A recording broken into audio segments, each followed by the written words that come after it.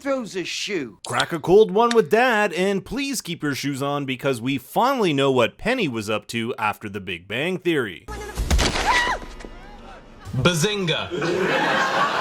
You've fallen victim to another one of my classic practical jokes. The Flight Attendant is an 8-episode thriller from HBO Max, and in this video we're gonna crack its mystery and show how they've set up events for a potential season 2. So put your tray table up, like and subscribe, and make sure your seat is in an upright position because here we go. It's actually quite fitting that the final episode begins in a liquor store. Our protagonist, Cassie Bowden, is a raging alcoholic who denies her addiction at every turn. We've gone over this. I'm not an alcoholic. I'm not a drunk. I am not an alcoholic! Say it again. Yes! That's because she uses alcohol to block out trauma in her life, specifically an event that happened when she was 10 when her alcoholic father ended up killing himself and 2 others in a case of drunk driving. She was so drunk being given alcohol from her father at a young age that she misremembered several key moments in her childhood, like the time she thought she spent a great day with her dad winning an egg racing competition but forgetting he made a drunken fool out of himself in front of the whole school,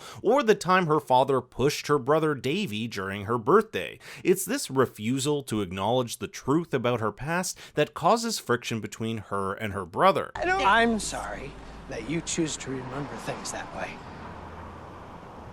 Because I had hoped that you'd finally see things the way they really were. And this drinking is what helps Cassie cope with the death of Alex Sokolov. In episode 1, she hooks up with him after meeting him on a flight to Bangkok, only for her to wake up next to him with his throat slashed. The series then follows her as she uncovers the mystery of his death as she simultaneously tries to avoid capture. Alex ends up living in her mind, providing clues and exposition as she struggles to piece together what happened the night of his murder. But if Cassie is really going to solve this case and stop the hitman on her tail, she'll need to overcome her addiction and come to terms with her past. But before we can get into that, Miranda, who Cassie initially thought was Alex's murderer, teams up with her to take down a man known as Victor. In episode 7, we learn that Alex stole $200 million from this guy after finding out his parents' company and Victor's were engaging in illegal arms trade, specifically the selling of batteries that charge rocket-propelled grenades. Miranda was in charge of tracking Alex down, but really just wanted the money for herself.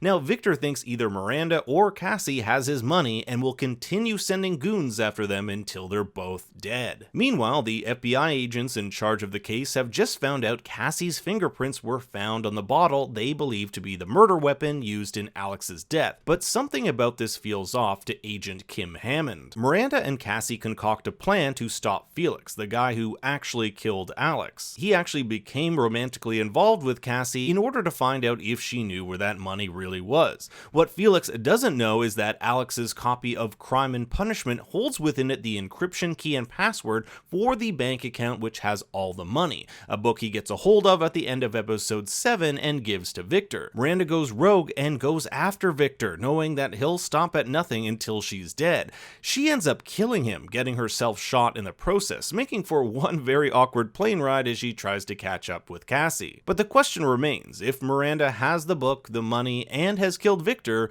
why get on a plane to help Cassie? Well, as she explains, I have to stop a woman from being killed, and I'm not sure that I fully understand my feelings about that, because I've never done anything purely selfless before. Back at the FBI, Annie gives Agent Hammond the USB her boyfriend Max and Cassie obtained from Victor's secret servers way back in episode 5. These contain financial records, forged flight documents, weapon sales, and a whole slew of incriminating files that will allow his company and Alex's parents to be taken down. Annie also notices that the man Cassie was seeing, who we know to be the hitman Felix, is on the Bangkok security footage on Kim's computer, a detail that allows Kim to figure out that Felix is the murderer. Arriving in Italy, Cassie enlists the help of her friend Enrico to get a hold of a gun. It just so happens his grandfather was a former cop who has one lying around, but Enrico's Nonna has a heart-to-heart with Cassie after she finds out she's the one looking for the weapon.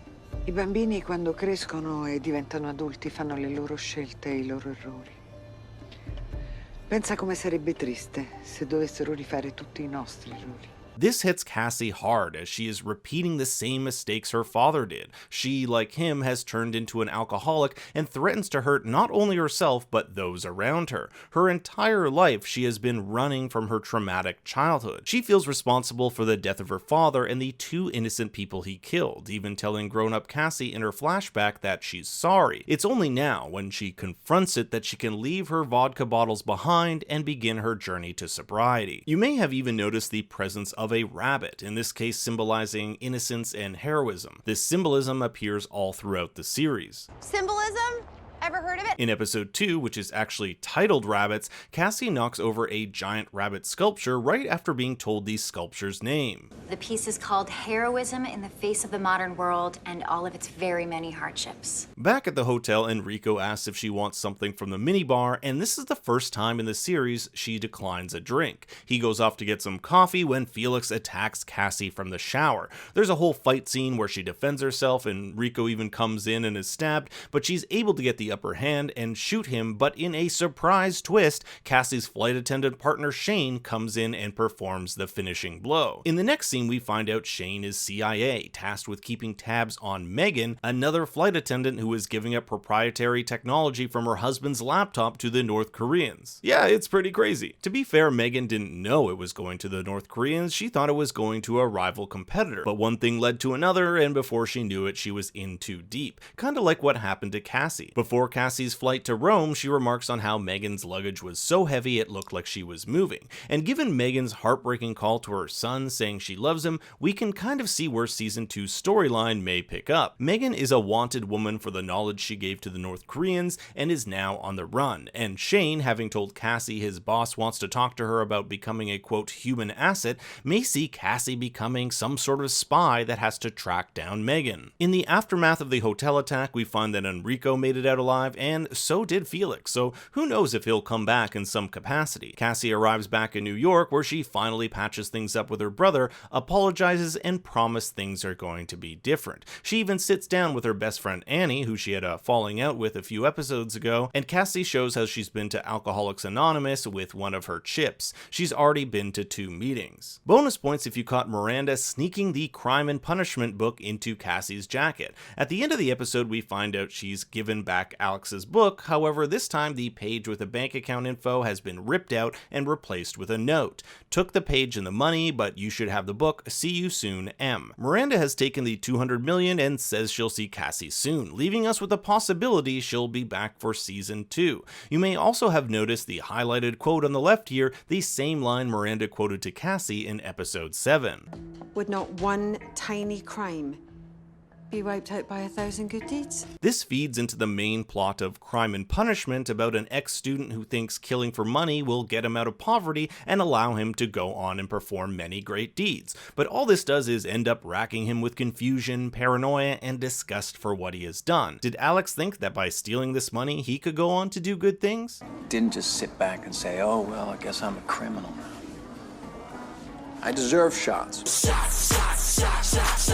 What will Miranda do with the money given her past life? Will she do good deeds in an attempt at redemption, or will she, like the character in Crime and Punishment, succumb to confusion and paranoia? Back at her job, Cassie takes a look at a liquor bottle, something she'd normally have a few of before a flight, but this time she puts it back, another reminder of how her character has changed. And that change manifests in her mind as she is no longer haunted by Alex. The lights turn off in the hotel room as this chapter of her life is put behind her. She has confronted her past and overcome her fears, and now her mind is clear. Thanks for watching, everyone. If you liked the video, be sure to give it a like and subscribe. For more bad takes, you can follow me on Twitter and Instagram at ThinkStoryYT.